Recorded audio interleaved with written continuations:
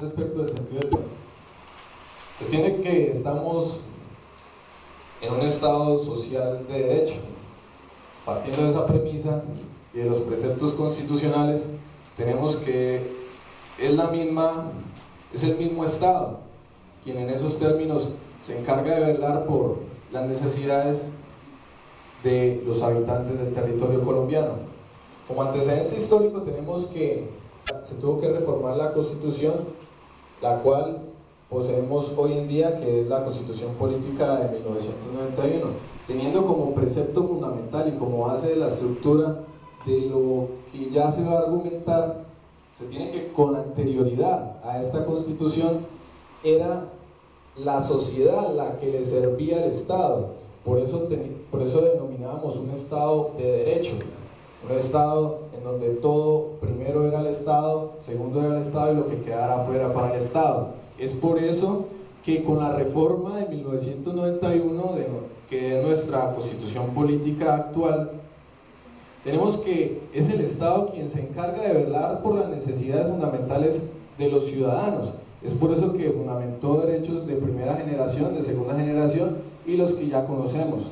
Por tanto, a la hora de determinar por parte de la señora defensora un estado de necesidad de su prohijado respecto de la conducta desplegada, como ya se adujo en esta audiencia, este despacho tiene que decir que hay que analizar lo referente al estado de necesidad y se tiene como concepto doctrinal que el estado de necesidad es arriesgar o dañar un bien jurídicamente tutelado por el legislador, arriesgar o dañarlo para poder salvar otro de mayor o menor envergadura. Pues se tiene la doctrina de la diferenciación y la doctrina unitaria. Se nos dice la doctrina de la diferenciación, pues que si el sujeto activo del hecho punible decide dañar un bien jurídicamente tutelado mayor para salvar uno menor, está legalmente amparado. Pero la doctrina unitaria nos manifiesta que puede ser igual el daño causado a estos dos bienes jurídicos. Por tanto, señora defensora, se queda sin piso su argumentación, pues no se puede traducir que se puede predicar un estado de necesidad respecto de lo ya comentado, pues no se tiene esas circunstancias de actualidad, esas circunstancias temporoespaciales. Se tiene que efectivamente existe o se probó de lo aquí introducido al juicio que hay un menor de edad en estado precario de salud, en estado de lo peor, en la inopia respecto de su salud. Sí, usted no puede predicar, señora defensora, que ese estado de necesidad llevó a que el señor Wilmer hubiera dañado el bien jurídico tutelado del patrimonio económico y la salud. Pues no se daban la actualidad, no se daba el momento para la conducta. Teníamos un menor de edad enfermo. En otro lado, la conducta se dio en un estado de la actualidad diferente.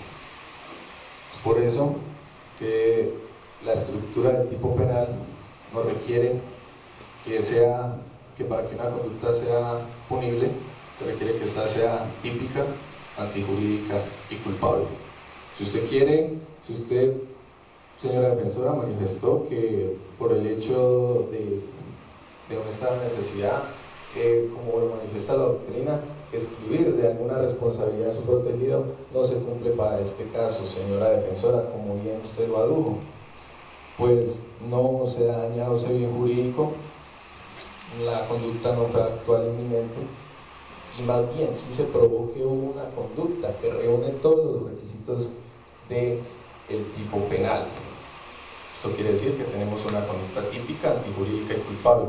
Típica porque está consagrada en la norma, está consagrada en el Código Penal, antijurídica porque se lesiona efectivamente el bien jurídico tutelado, que es el patrimonio económico y de frontera, el derecho a la vida.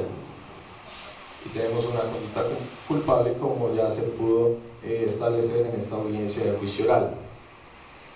Por tanto, defensora, que su teoría, su alegato de conclusión se queda sin piso. Aunado a ello, nombraba yo que todo tiene un fundamento, una base, que es la Constitución. Tenemos pues que aquí se trajo como testigo al médico que atendiera al menor, y se le preguntó por parte de la Fiscalía que en los casos de que la vida de una persona estuviera en peligro, ¿en qué actos puede concurrir para salvaguardar ese derecho fundamental? Y él dijo que primaba ante todo la vida de las personas. También nos manifestó que existían otros mecanismos como la Constitución le indica, que es salvaguardar ese derecho fundamental a la vida. Pues se tiene a la mano que hay una ley, que es la Ley 100 del año 93, que garantiza y vela por la salud de todos los colombianos. Primero que todo, es un deber fundamental del médico que aquí declaró, y como él lo manifestó, que está dentro de sus normas de ética profesional, primero que todo salvaguardar la vida de un ciudadano, salvaguardar la vida de un ciudadano. No se puede decir, señora defensora, que esos hechos de que su prohijado tenía a su menor hijo en precario estado de salud fuera una causal de eximirlo de toda culpabilidad dentro de los hechos que aquí se adujeron. Se demostró, señora defensora, que efectivamente hubo una conducta punible y no una causal de eximir de toda responsabilidad al aquí acusado Wilmer Villabona. Razón tiene la representante de las víctimas a la hora de manifestar que es el mismo Estado el que debe velar por este derecho fundamental a la vida del menor hijo del señor Wilmer Villabona, y desarrollado en lo que ya expuse de la Ley 100 del año 93, y desarrollado en los antecedentes jurisprudenciales, esto de la sentencia T025 del año 2004, entre otras que hubiera nombrado, pero prevalece ante todo la Constitución, por eso tiene su fundamento legal. Después, ¿qué razón le asiste al señor fiscal en que aquí el señor acusado cumple con esos requisitos de que la conducta fuera realizada tal y como se despliega de lo contenido en el Código Penal, en el artículo 9, que habla de la conducta punible, que quiere que sea típica, antijurídica y culpable? Evidentemente se pudo demostrar estos hechos. Y es más, señora defensora, no entiendo por qué, si usted desea manifestar aquí, o manifestó en sus alegatos de conclusión, que no entiende cómo por estados de falta de luminosidad del lugar donde se dieron los hechos, y que porque el testigo, señora Lady, manifiesta que no tiene concretamente ese grado de identificación del acusado, no entiendo si usted viene a manifestar eso, porque también aduce un estado de necesidad. Sabido es que aquí el testigo que usted trajo, la señora madre de la que acusado, manifestó que él lo había llamado, que el señor acusado lo había llamado, y le manifestó que había hurtado, que había atacado a una persona y le había hurtado unos elementos, que tuvo que acudir a esa conducta para poder reunir el dinero que le solicitaba el hospital para poder sufragar los gastos de su menor hijo. No entiendo, señora defensora, por qué alega esas situaciones. Aunado a ello, se tiene que, bien se estipuló lo que fue el acta de derechos del capturado, señora defensora, está aceptando que la conducta que realizaron o desplegaron los agentes o gendarmes del orden público fue efectivamente legal y acorde con las disposiciones constitucionales.